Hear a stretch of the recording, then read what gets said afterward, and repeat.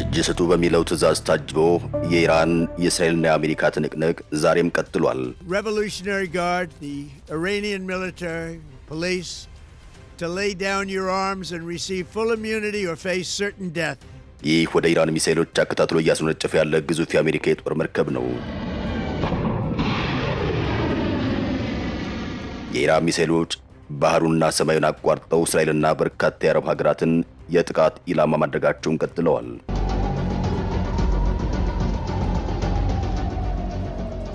ኢራን ከእስራኤልና ከአሜሪካ ጋር የምታደርገው ትንቅንቅ እንደቀጠለ ይገኛል።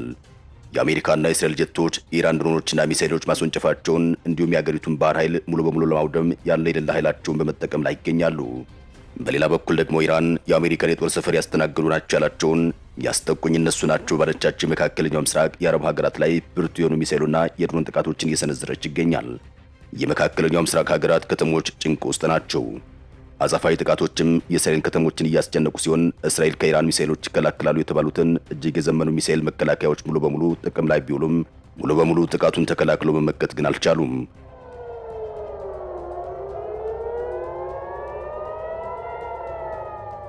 ቀላል የማይባሉ ወደ እስራኤል የሚወነጨፉ የሚሳኤል አረሮች በእስራኤልና በአሜሪካ የጋራ የሚሳኤል መከላከያ ከሽፈዋል።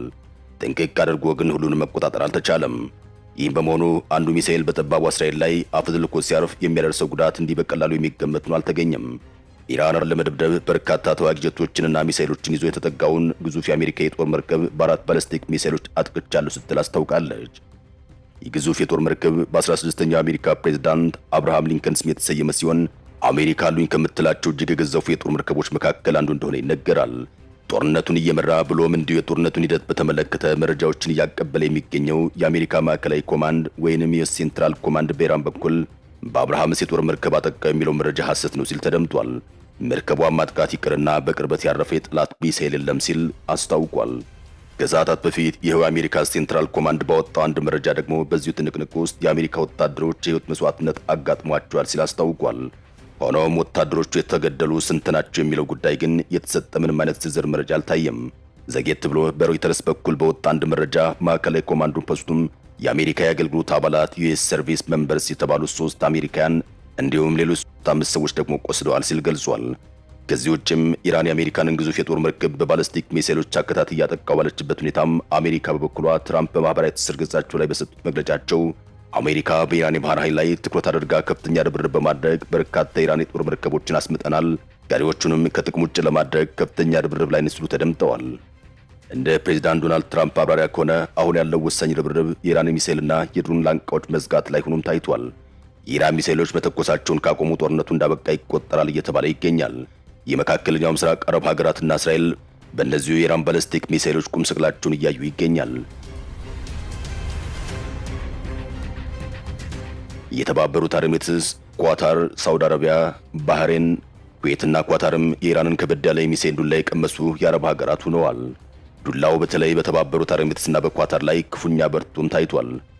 ሀገራቱ የኢራን ሚሳኤል ጥቃት ኢላማ የሆኑት የአሜሪካን የጦር ሰፈር እያስተናገዱ ነው በሚል ሲሆን ሲደረጉ የነበሩት ሚሳኤሎችን የማክሸፍ ስራ ግን 100% ውጤት አላገኘም። ነገር ግን የመከላከሉ ስራ ባይሰራ ኑሮ ሊደርስ የሚችለውን ጥፋት እጅግ ከፍተኛ ሊሆን እንደሚችል ተንታኞች ማብራሪያቸውን ሰጥተዋል። በመሆኑም የአሁኑ የአሜሪካና የእስራኤል የተቀናጀ የአየር ላይ ጥቃት ርብርብ እነዚህን የኢራን ሚሳኤሎች አድኖ በማውደም ዝም ማሰኘት ላይ ትኩረቱን አድርጎ ታይቷል። ችግሩ የኢራን ሚሳኤሎች ከተራራ ስር በተቆፈሩ የኮንክሪት ዋሻዎች የተደበቁ መሆናቸው እንደሆነም በርካቶች ይናገራሉ። እነዚህ ዋሻዎችም በቁጥር በርካታና ተራራን ተገን አድርገው ውስጥ ለውስጥ በመከፋፈል የተገነቡ ሲሆን ከዚህ ቀደም የተወሰኑ ጥቃት አስተናግደው የተቋቋሙ ሆኖ ይነገራል። የኮንክሪት ዋሻዎች ግን በእርግጥም ፍንክች የማይሉ እንደሆኑም ከዚህ ቀደም በነበረ የኢራን እስራኤል 12 ቀናት ጦርነት ታይቷል። ዓለም በዚህም ተገርሟል። እስራኤል ለቀናት ባልተቋረጠ የአየር ድብደባዎቿ ብዙ ሞክራ የተገኘ ውጤት የተካሄደውን ድብደባ እክል አልነበረም።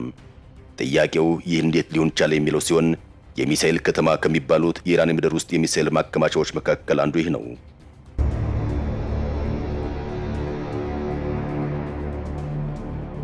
IRGC's Aerospace Force made a separate underground missile city public on the 10th of January.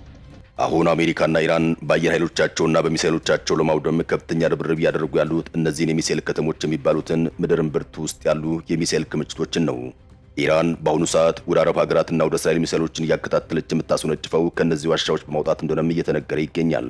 ችግሩ ግን የሚሳኤል ዋሻዎቹ በቁጥር በርካታ እንደሆኑና አንዳንዶቹም በትክክል የት እንዳሉ የማይታወቅ ተፈጥሮን ተገን አድርገው የተገነቡ ጥልቀት ያላቸው ድርብርብ ኮንክሪት መሆናቸው እንደሆነም እየተነገረ ይገኛል። ኢራን በምድር ውስጥ ለውስጥ ዋሻ ግንባታ ለዓመታት የዳበረ ልምድ ያካበተች ሀገር እንደሆነች ይነገራል።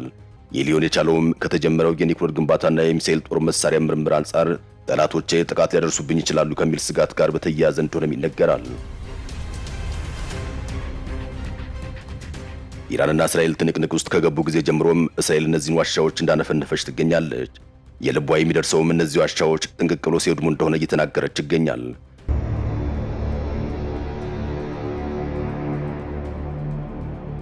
IRGC's Aerospace Force made a separate underground missile city public on the 10th of January.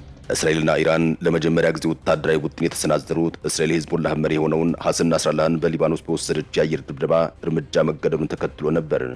በዚህ ወቅት አሁንስ በቃ ያለችው ኢራን የእስራኤልን የአየር ክልል በባለስቲክ ሚሳኤል ደፈረች።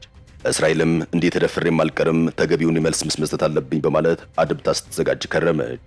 እስራኤል ባለፈው ወርሃ ጥቅምት ኢራን ላይ የመልስ ምት እስከሰጠችበት ዕለት ድረስ የኢራንን የአየር ክልል የተዳፈረችበት ጊዜ አልነበረም። ሆኖም የጋዛው ጦርነት ወደ ሊባኖስ ተስፋፋ። የኢራን ቀኝ እጅ ነው የሚባለው ሐሰን ናስራላህ በዚያው በሊባኖስ በእስራኤል የአየር ጥቃት ተገደለ። በዚህ ወቅት ኢራን ክፉኛ ተበሳጨች። እናም የግድ እስራኤልን በሚሳኤል መምታት አለብኝ ብላ ወሰነች። እንደወሰነችው ማደረገች። እስራኤልም ተደፈርኩ በሚል ስሜት ለአጸፋ ጥቃት መዘጋጀት ጀመረች። ከዚያ በኋላም በሌላ ዙር ጦርነት እስራኤልና ኢራን ለ12 ቀናት ተዋግተዋል። አሜሪካም ከእስራኤል ጎን ቆማ የመጨረሻውን ጥቃት ኢራን ላይ ከሰነዘረች በኋላ ጦርነቱ ይቁም ስትል አስታወቀች። ጦርነቱን ቆመ። ነገርየው የኃይል መፈታተሽ ይመስል ነበር። የአሁኑ ሶስተኛው ዙር ፍልሚያ ሲሆን እስራኤልና አሜሪካ ድምጻቸውን አጥፍተው ሲዘጋጁና ሲመክሩ ቆይተዋል። የኢራን የምድር ውስጥ ዋሻዎችም እንደዚሁ ዝም ብለው ተራራን በመወርበር ብቻ የተሰሩ አይደሉም። በመጀመሪያ ዋሻዎቹ የግንባታ መረጣ ቦታ የተካሄደባቸው ናቸው። አሁን ጥያቄው የኢራን የሚወነጨፉ የሚሳኤል ናዳ እንዴት ይቁሙ የሚለው ሲሆን የኢራን የሚሳኤል ምሽጎች ጥንቅቅ ብለው እስካልወደሙ ድረስ ወይንም የሚተኮሰው የኢራን ሚሳኤል እስካልቆመ ድረስ ጥቃቱ የሚቀጥል ይመስላል። ዋሻዎቹ በሰው ሰራሽ መንገድ ተራራን ተገን አድርገው ወደ ጎን ሲቦረቦሩ ቦታዎቹ ተፈጥሮ እንዲያግዛቸው በሚል የተመረጠበት መንገድ በራሱ ብርቱ ጥንቃቄ የተደረገባቸው መሆኑ ይነገራል። የተራሮቹ ውፍረትም በቦምቡ ጥቃት ቢደርስባቸው መቋቋም አቅማቸው በሚገባ ምርመራ ተደርጎበታል። አሁን የአሜሪካና የእስራኤልን የአየር ኃይል ጥቃት ርብርብ ፈታኝ ያደረገውም ይኸው እንደሆነ ይነገራል። ከዚህ ባለፈም ኢራን በቆዳ ስፋቷ ትልቅ ሀገር እንደሆነች ይታወቃል። ከዚያም ወደ ጎን ከተቦረቦሩ በኋላም ውስጣቸው እስከ 7 እና 8 ሜትር ውፍረት ባለው ጣሪያና ኮንክሪት ጭምር እንዲገነቡ ተደርጓል። ተራሮችን ወደ ጎን መቦርቦር ሲባል አንድ የሆነ ዋሻን መስመር እየተከተሉ መቦርቦር አይደለም። የተራሮቹ ግርጌ በሚገባ እየተቦረቦረ ውስጡ መሰረተ ልማቶች ተቀብረው በኮንክሪት ግድግዳ የተገነባ ከምድር በላይ ያለው ሕይወት ሁሉ በእነዚህ ተራሮች ወድ ውስጥ እንዲቀመጥ ተደርጎ ተገንብቷል። በደህንነት ደረጃ በራሳቸው መናድ ይቅርና የጠላት ቦምብ ጭምር ቢያጠቃቸው አንዳች አይነት ጉዳትን አስተናግዱን በሚል በታሳቢነት የተሰሩ ናቸው። ከዚህ ውጭም እነዚህ ዋሻዎች የሚደረግላቸው ጥበቃ ከዋሻዎቹ 50 እና 100 ኪሎ ሜትር ሬዲየስ ድረስ በታጠሩ ኬላዎች ሲሆን ሚሳኤሎቹም ከዋሻዎቹ በተሸካሚ ተሽከርካሪ እየወጡ ጥጋቸውን ይዘው ወደ ተፈለገው ኢላማ እንዲወነጨፉ ይደረጋል። አሁን እስራኤልና አሜሪካ በዚሁ የኢራን ጥቃታቸው ላይ ሌሎች ኢላማ ያደረጓቸውና እነሱም የጦርነት መሳሪያ መንገዶች ያላቸው አካሄዶች አሉ። ከነዚህ መካከል የኢራን የግንኙነት መስመሮች መበጣጠስ አንደኛው ሲሆን ሌላኛው ደግሞ የኢራን ቁልፍ ሰዎች አድኖ ማስወገድ የሚለው ይገኝበታል። ይሄኛው ቀላል በማይባል መልኩ የተሳካ ሆኖ ይታያል። ቁልፉ ሰው አያቶላህ አሊ ኸሜኒ መገደላቸው በእርግጥም የዚህ ስትራቴጂ መስመር ዋነኛ ማሳያ ተደርጎም እየተጠቀሰ ይገኛል።